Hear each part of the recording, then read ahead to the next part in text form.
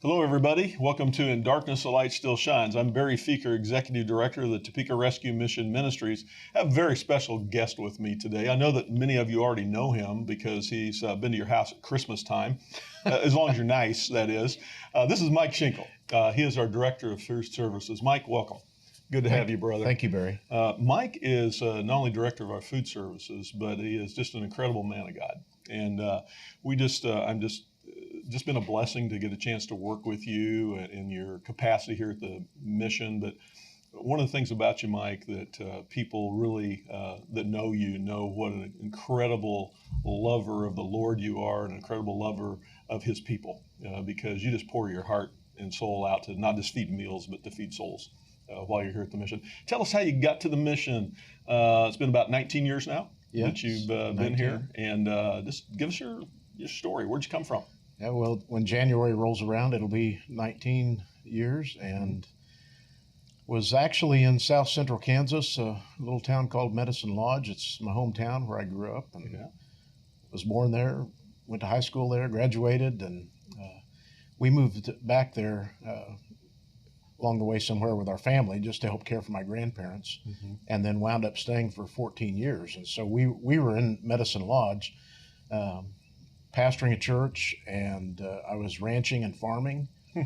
Always been bivocational in that regard, and I love ranching and farming life. And but it was just time for a change. Our family had gotten to be large enough that that wasn't working anymore. And my best friend Steve Stutzman was working here at the Rescue Mission, and he said he had a position in the kitchen that needed filled and needed some help pastoring a church here in Topeka. So, so you came here, and I remember one of the things you said you'd about do anything except food service. Yeah, well, I didn't want to just be a cook. Yeah, I grew up in paying my way through college, doing food industry kind of things, and my family ran a restaurant for a while, and so I knew my way around the kitchen, but I didn't want to just be a cook. I really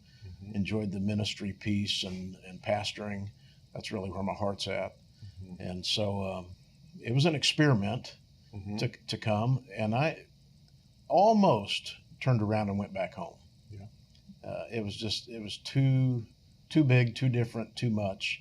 But I'm so grateful I stuck it out. Well, 19 years this January is a pretty long time to stick it out. So you came here. It was a new experience for you. Have you been just a cook? No. No, I haven't been. What would you say a food service director at a homeless shelter like the Topeka Rescue Mission is? Well, it's very people oriented. Has to be. And that was why it was such a good fit for me. I knew those other skills, but the people part of it, just getting to love people and just be a blessing and a help to them wherever they were at.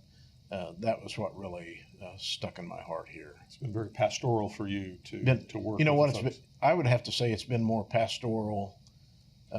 Or just as much pastoral as pastoring a church. Yeah.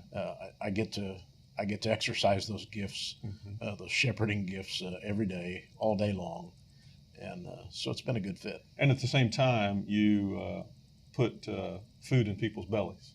How many meals do you serve? How many meals did you serve 19 years ago on an average daily, and then how many today?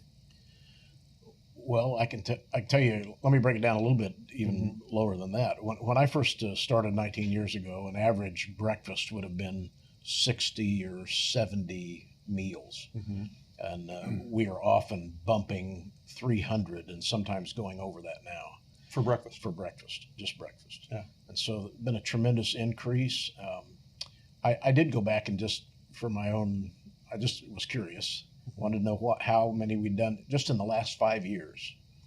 And it's almost 1.5 million meals from 2014 to 2018. In the last 5 years, how many meals have you been responsible for overseeing? Well, just in the dining room. Just in the Now, dining we're room. just talking about the dining room because Right. there are other pieces to this. Right, food baskets in the baskets community and networking with other organizations that food goes out to. Yeah, but just in the dining room was right at 1.5 million in the last 5 years. That's people coming in, whether they're staying at the mission, who are homeless, or walking in off the streets to get something to eat.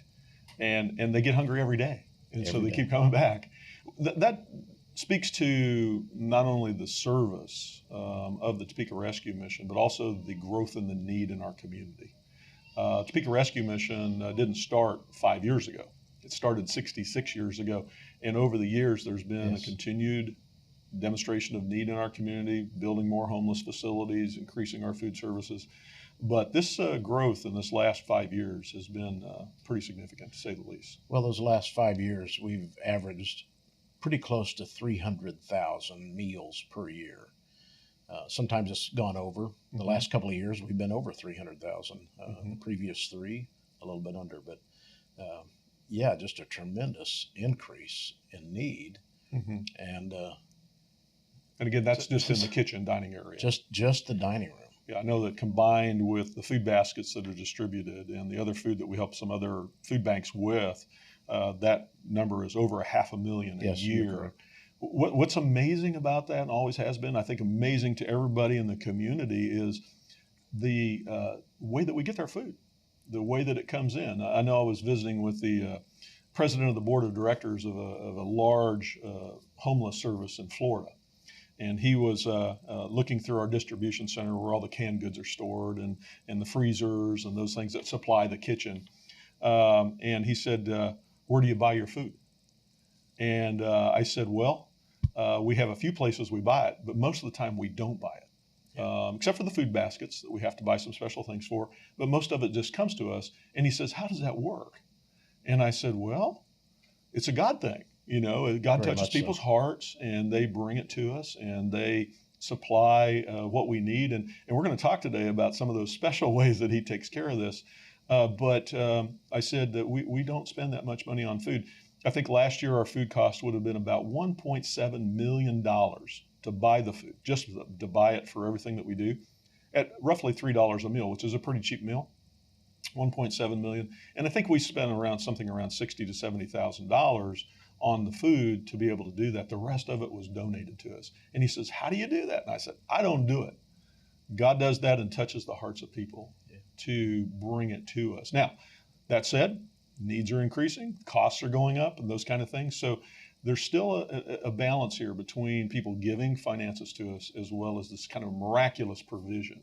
So who do we get the food from? How does it come in? What do you see? Wow.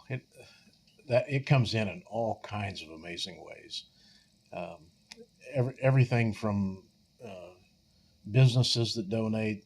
We have a number of partners that are here in the community that really love us and believe in what we're doing. And, we're getting weekly donations from U.S. Foods, who's a food wholesaler here in Topeka. Reese's, another big help. Dillon's. Just so many incredible people like that, and others, a whole lot of others like them.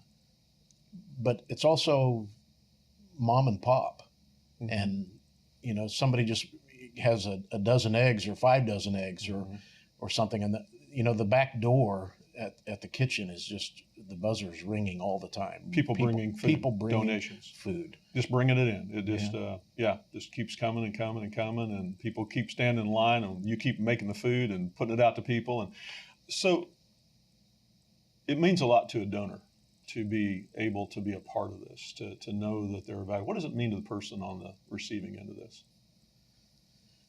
Well, you can see that when you sit down in the dining room, there's a meal. A good meal changes a lot of things. It changes people's perspective, changes attitudes. You can see their countenance change, when they sit down. Food has the power to communicate value. If I fix you a delicious meal, really what that's saying is you're valuable. Right. I value you. you're worth me taking the time and resources to give you this amazing gift. And you can see that in people. We've talked on this program before, and we'll continue talking about it. The number one thing that everybody wants to know: do I matter? Yeah. And we have an opportunity for people who really are questioning their value because they're homeless, they're poor, they don't have any money, they have a place to sleep, they don't have anything to put in their belly. That this is not necessarily going to be this way forever, and that you really do matter. People really do matter. And you talk about something very basic of just putting a good meal on a plate to help somebody know that they matter. Well, food has the power to change things, and it's not just a natural necessity. It's supernatural. It's more than just natural. It's supernatural, and it has the power to change that. I was just reading recently in the Gospel of John, there at the end after the resurrection, and of all the things that the resurrected eternal Lord of heaven and earth could have been doing, it says that he was on the shore at daybreak fixing breakfast for his disciples. Exactly. That just stunned me. I'm like, what? I mean, of all the amazing things he could have been doing. That's true. And he's on the shore and inviting them to come and have breakfast. So he could have been raising the dead. He could have been healing the lepers. He could have been preaching great sermons. He could have been profoundly teaching. But he took the practical step to feed the people for breakfast. Yeah. Elijah in the 1 Kings chapter 18, Elijah had been in a really incredible situation. It's really worth reading 1 Kings 18 and 19. But he had seen mighty miracles of the Lord, and he got really tired, and he got really discouraged, and he ran for his life out into the desert, and he laid down under this tree, and an angel of the Lord woke him up and said by his head was food and water, and the angel said to him, eat and drink because your journey is long. So our God is a really practical God, and he's given us the ability to understand the practical needs of people to help them. He cares about the things that touch us. He does. And, the first complaint that arose in the church, that early church there in Acts chapter 6, had to do with somebody being overlooked in the distribution of food. Yeah. They had a food distribution ministry going on there, Right. the early church, with the widows and people that were in need. Mm-hmm. And what does it say that they did? They said, this is important enough. I want you to pick 7 men who are full of wisdom, full of the Holy Spirit, whom we can put in charge of this task. Yeah. And so it wasn't just a secondary kind of thing.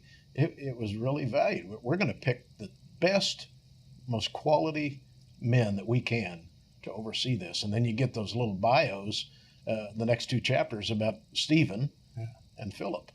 Well, I think we have some really quality people. And Mike, you helped lead that and have now for about 19 years to be able to bring not only good, nutritious meals to people, but the value. In Darkness, a Light Still Shines is about going from a really tough spot where it's dark and we don't feel like there's an answer to finding God's provision. And it becomes light, and we understand God. And so what we want to do today is we want to talk about a couple of chapters in the book, In Darkness, a Light Still Shines, about, it was a number of years ago for me. One was called Ground Beef in the book, chapter 12, and then chapter 13 is Eggs, Milk, and Butter.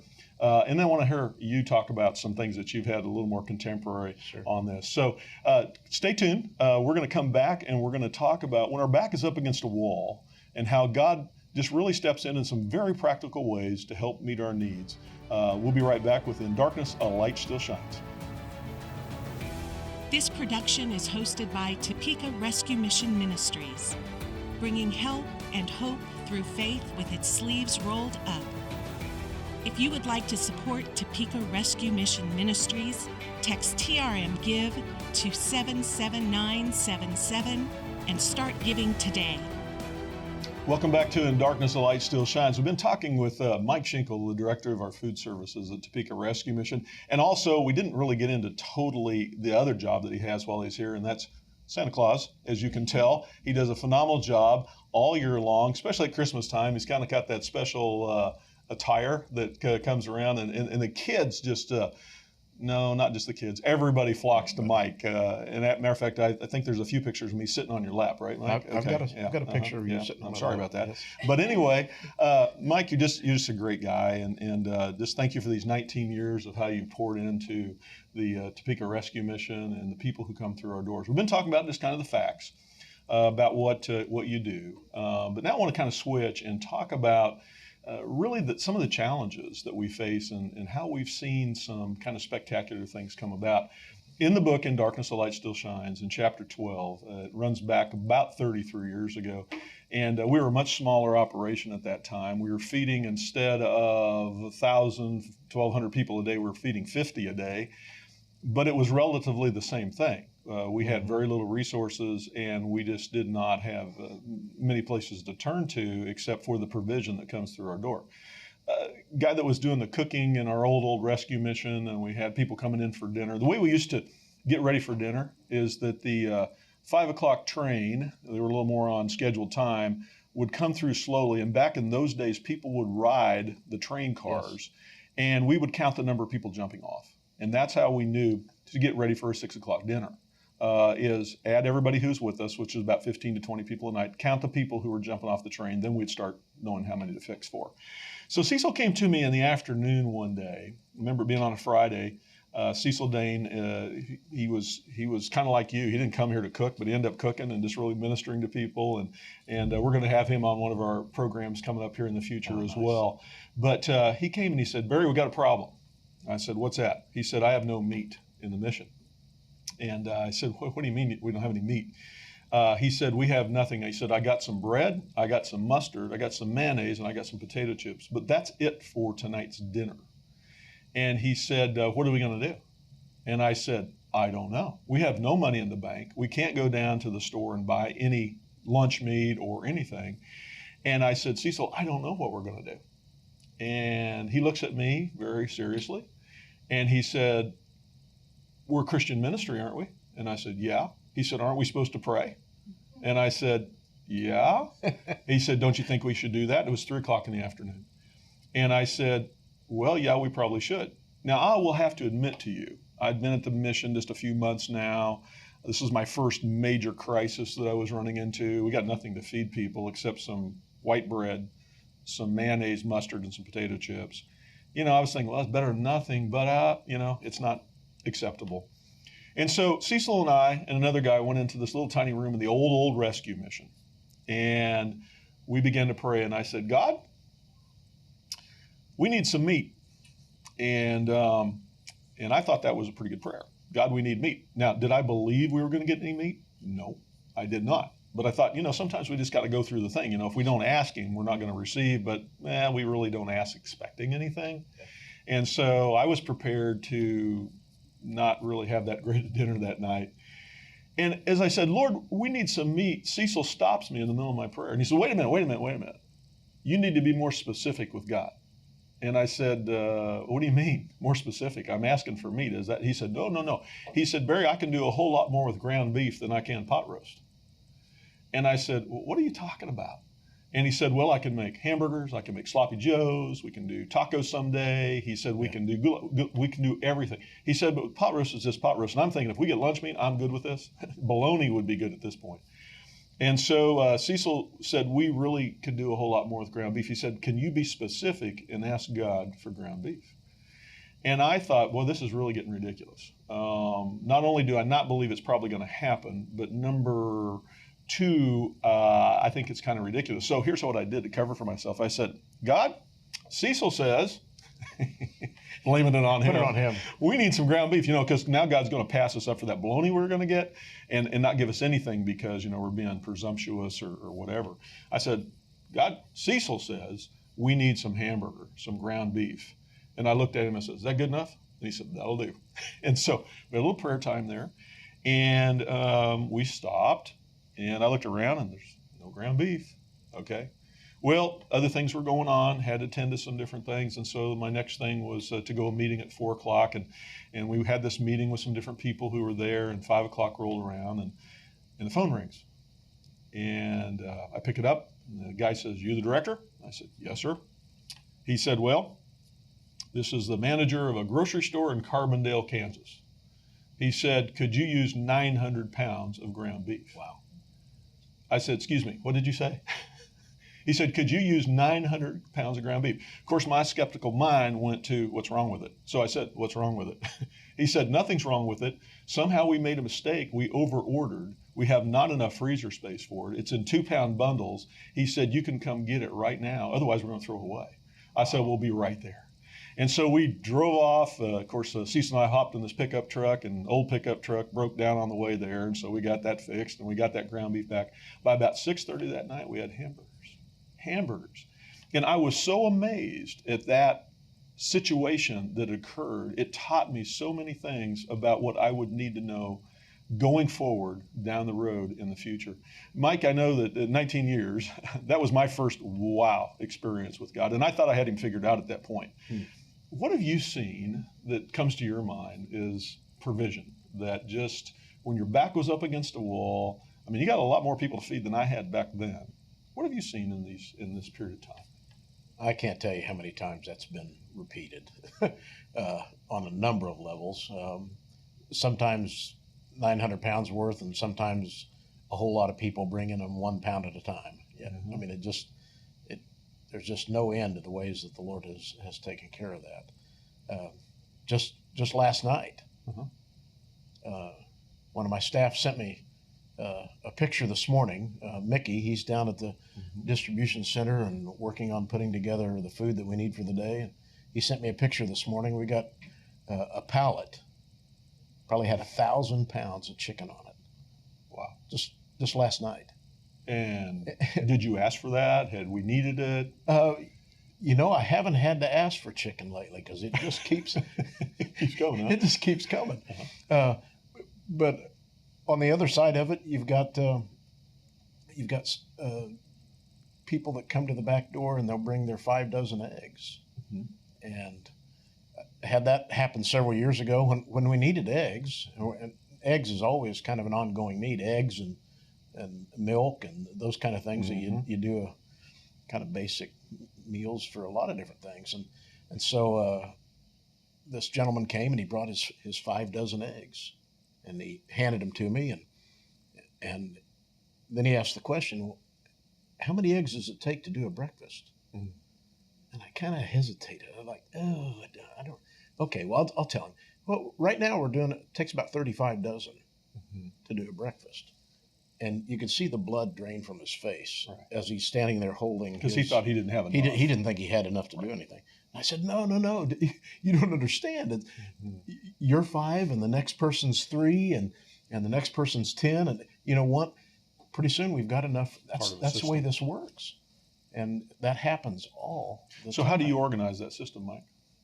How do you get his dozen eggs and others that bring them in and those kind of things? Do you have a system? Well, we just we keep praying and we keep waiting until we've got enough, or we use them for the things that we need them for right then. There's not a system in place other than just walking daily by faith and just asking the Lord what we need to do and what we need. And that is so foreign to most of us that you can have what we said is 500,000 meals a year that are produced throughout Topeka Rescue Mission, over 500,000 meals.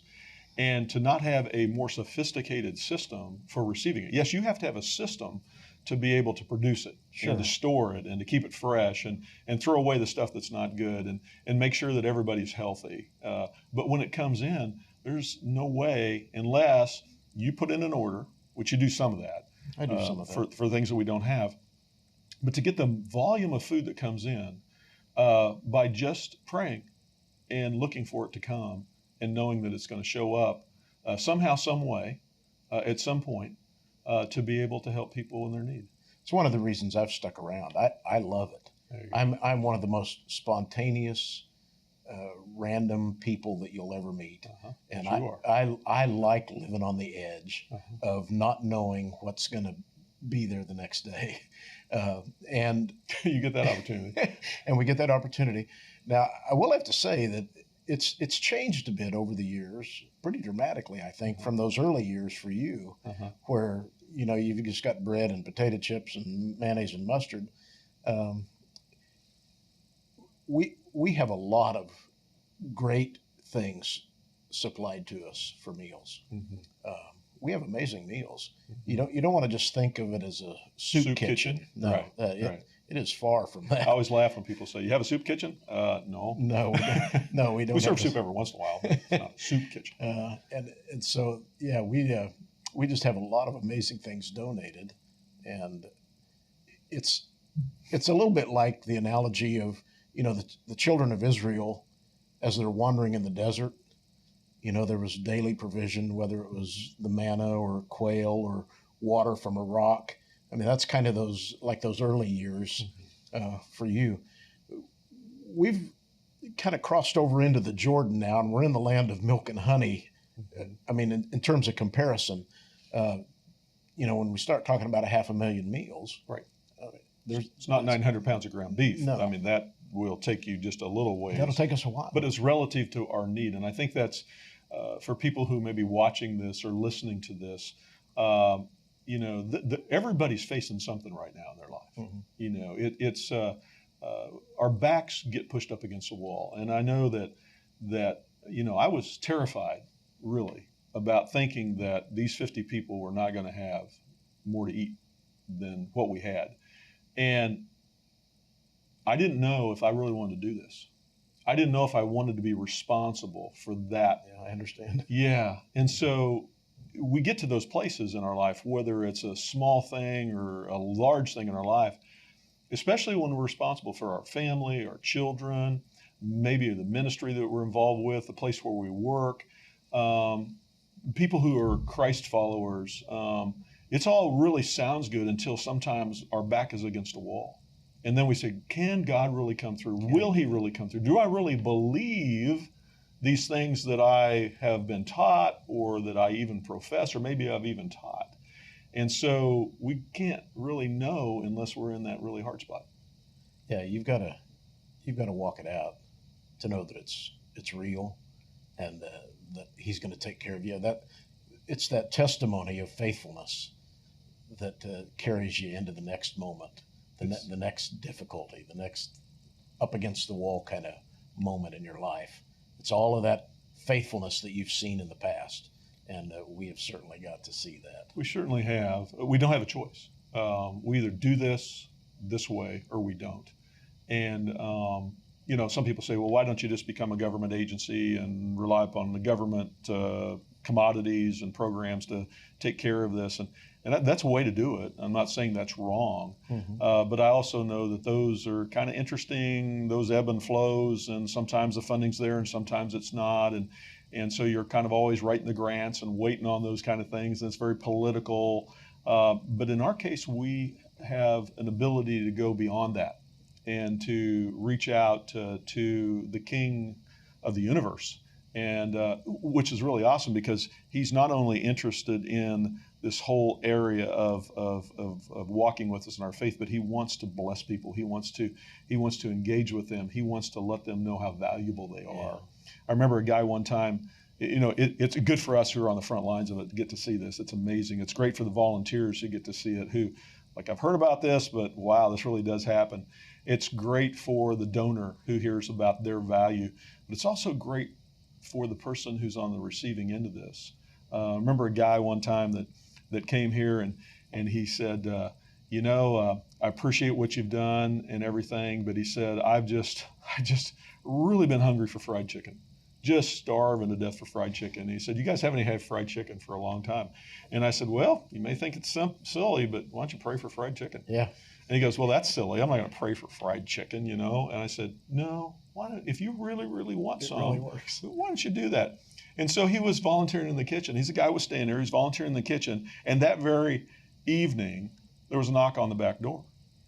And there was a Catholic priest standing there with boxes and boxes of fried chicken from their event that they had that got canceled. And he said, I got all this fried chicken. Do you guys need it? And this guy, his mouth was just wide open. And the priest was too. And so I was talking to this Catholic priest, and I said, So you had an event and it got canceled and you thought you failed, right? And he goes, yeah. I said, you didn't fail. This is God's perfect timing because this man over here prayed for fried chicken. You took care of the fried chicken so that there's a greater thing here than fried chicken because this guy's going to eat that chicken and it's gone. But what happened here will not be gone. Yeah. Forever. We've had that kind of thing happen so many times in the 19 years I've been here. You know, somebody will say something about whether it's fried chicken or chili or whatever. You know, boy, I sure wish we had some of this, and we'll do the same thing. He said, well, the way it works here is you ask the Lord to send it, and we'll serve it, and people do that, and it happens with enough regularity that it's pretty well expected on our part that it's not going to be too long before that comes in. So we have this expectation that God's going to do something, but also I want to address this today, and this goes into our next chapter, chapter 13. It's called Eggs, Milk, and Butter, and I know for myself when the ground beef came in 900 pounds, to not only take care of that meal, and we prayed specifically, I thought I had God figured out. I said, oh, this is the formula, this is the way this works, that we can just do this again and it's going to work. But I was wrong. And so I want to talk about that. So stay tuned. When we come back, we're going to talk about 2 weeks after the ground beef came in of a story in Darkness, the Light Still Shines called Eggs, Milk, and Butter, when I thought I had God figured out, but I didn't. Stay tuned. We'll be right back. Thank you to Furniture Mall of Kansas for sponsoring the In Darkness, a Light Still Shines video podcast. We appreciate your support. Welcome back, everybody. I'm talking with Mike Shinkle, our Director of Food Services, now for 19 years. And Mike, during the break, we were talking about how many miracles that we have just seen. We remember some of those first ones, but there's so many that happen all the time that sometimes it's hard to think about which one happened yesterday, because this is the system that God has created in a ministry like Topeka Rescue Mission. But also we were talking about this ground beef story that I had. And I said, I thought I figured God out now. Okay, all you got to do is have a 3 o'clock prayer meeting if you have a need. Get some people together and get specific with God. So about 2 weeks after we had seen this 900 pounds of ground beef come in, Cecil Dane came to me and he says, hey, we got another problem on food. I said, what's that? And he said, we have nothing for breakfast tomorrow. We got some cereal. He said, but I have no milk for the cereal. And I said, well, what else could you use? Thinking I got this thing figured out. He says, well, we could use some eggs, milk, and butter. And I said, no problem. And so he said, okay. And so we went into this little room that we'd gone in 2 weeks before, that we'd prayed for ground beef. And I'm sitting down and I said, Lord, we need eggs, milk, and butter for breakfast tomorrow. And I looked at Cecil and I said, that good enough? He goes, that'll do. And so I'm good. Okay. Anything else? Nope. Eggs, milk, and butter. We're good. 3 o'clock in the afternoon. Now, 2 weeks before that, I went to a meeting at 4 o'clock, and then at 5 o'clock, the phone rang. So I did the same thing, went to a meeting at 4 o'clock, and I went over and I sat by the phone waiting for it to ring. And I waited and I waited. I'm going, okay, all right, 4:30. I'm waiting and I'm waiting. Nothing. Finally, it rings. I picked up that phone at Topeka Rescue Mission. And the guy on the other end wanted to know if he could have a place to stay tonight. I go, yeah, come on in. Click. Didn't ring. Rang again, somebody else. And I'm going, okay, this is a test. This is a test. Okay, it worked that way the week before, but now this is a test. And so I was at this place, I was starting to get a little panicky that my faith was not as good as it was 2 weeks before. Really didn't have anything to do with that. What it was God was showing me he's God. And so by the time that 7 o'clock rolled around, this is in the days before cell phones and pagers, okay? The phone rings, it's my wife. She says, are you coming home tonight? And I said, yeah, I'm coming. She said, what are you doing? I said, I'm waiting on a phone call. She said, from who? I said, I don't know. What? So anyway, I finally discouraged 7:30 at night, I think it was. I rolled up in the house, dinner's cold, I'm eating my dinner. I'm sad, I'm discouraged, and I'm thinking, what are the chances of 2 weeks before with that ground beef coming in the way it did, of that being anything other than a coincidence? It was incredible, or even being a coincidence, it would have been incredible. And so I remember going to bed that night very discouraged, and woke up the next morning, a lot on my mind, as we always have. I got up, came down to the mission. I walked right through the dining room and didn't even pay attention that people were having breakfast. And so I was looking around, and my mind was on other things. And Cecil came up to me and he said, "Look, it's here. People are eating breakfast." And I go, "Yeah, they are." And he said, "Do you realize what happened?" I go, "No, what happened? You remember what we prayed for yesterday?" And I go, "Oh, yeah, I remember." It's amazing that sometimes someone else's need is very important to us in the moment. But then when we don't see that need met, it's not as important to us anymore. And it should have been important to me, but it wasn't. So I'm confessing something here, that I went to my own home. I had my own food. I had my own bed to sleep in, and I had my own responsibilities. And I kind of forgot about these other people for a little bit. And that wasn't right. And so Cecil, come back here. He said, "Come back here to the kitchen." I went back, and there were cases of eggs and cases of milk, and people were having cereal. They were having eggs. It was an amazing morning. I go, "Wow." I said, "Where's the butter, Cecil?" And he said, "I don't know. Hasn't come in yet." Interestingly enough, about 2 days later, a lady brought in about 5 pounds of butter that came in and set it down. And I haven't quite figured that one all out yet. But what I learned in that is God is faithful to provide. There's never been a time he's not faithful to provide, but he's still God. And I believe what he showed me is that I'm going to take care of you, but I'm not going to do it on your terms. I'm going to do it on my terms, the way that I know it needs to be done, because I see the bigger picture. Mike, as we close off today, what would you want to share with anybody who's watching or listening today that might really feel like their back is up against a wall, and they really are saying, does that stuff really happen? And how can you encourage someone today? Well, I can wholeheartedly say that stuff happens. It's happened in my own life. It's happened here at the rescue mission. Get to see it on a daily basis. And you know, God is faithful. He's loves to take us by surprise and do things differently. Mm-hmm. I think that's just to keep our hearts in a place of awe and wonder, so we don't get too settled in about one thing or another. And he is able to take care of you and I. He does it all the time. We were created to be completely dependent upon him. Wow. And you know, Jesus said there in John 15 that that apart from me you can do nothing. Most of us we don't operate. We don't really operate that way. We don't think that way. And to come to that place, that revelation about it's right. I was created for complete dependency on him. And the more that I do that, the more that I yield myself to that and come to the place where I'm yielding to him and crying out to him. He loves to hear my voice. I'm convinced of that. He loves to hear my voice. And so when I call out to him in dependency, he's going to respond and answer me. And it may not be what my expectation is, but he's going to respond. Respond in the way you need it. Yeah, the way I need it. Mike, it's you've stayed with us for 19 years, and I've been a little bit longer than that, and I'm in the same boat as you. I've been so excited to see the things that God has done to bring some of the most incredible situations before us. I mean, the brokenness that we see that comes through our doors every single day, every single night. The concentration of that brokenness, yes. Not knowing where we're going to have maybe the next meal necessarily from, or what it's going to look like, or enough in the bank to be able to pay the bills. But more than that, the desperation that's on people's faces and their hearts to be able to say, you know what, you do matter, and this is all here because you matter, and that there is hope in your life. There is hope for you.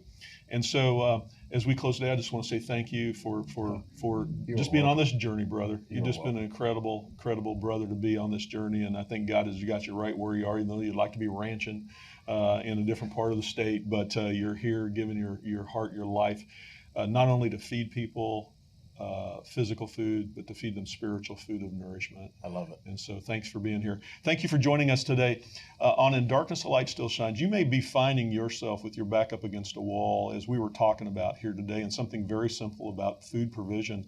It could be something that's a whole lot more serious to you and your situation than might be what we've talked about today. We just want to say that God is faithful.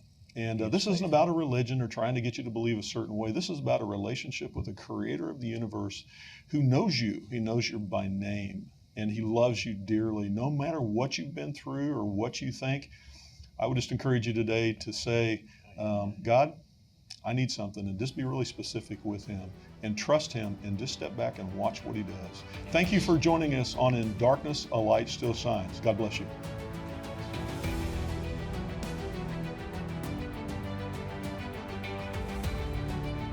Dear Lord, your timing is perfect, and I trust you to provide. While I often think I know what I need and when, I know that you know my true needs.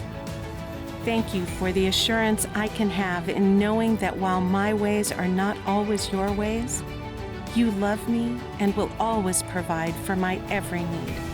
In Jesus' precious name, amen. Thanks for joining us. Our goal is to inspire, inform, and equip you to engage in the community around you. Join us next week for another episode of In Darkness, a Light Still Shines.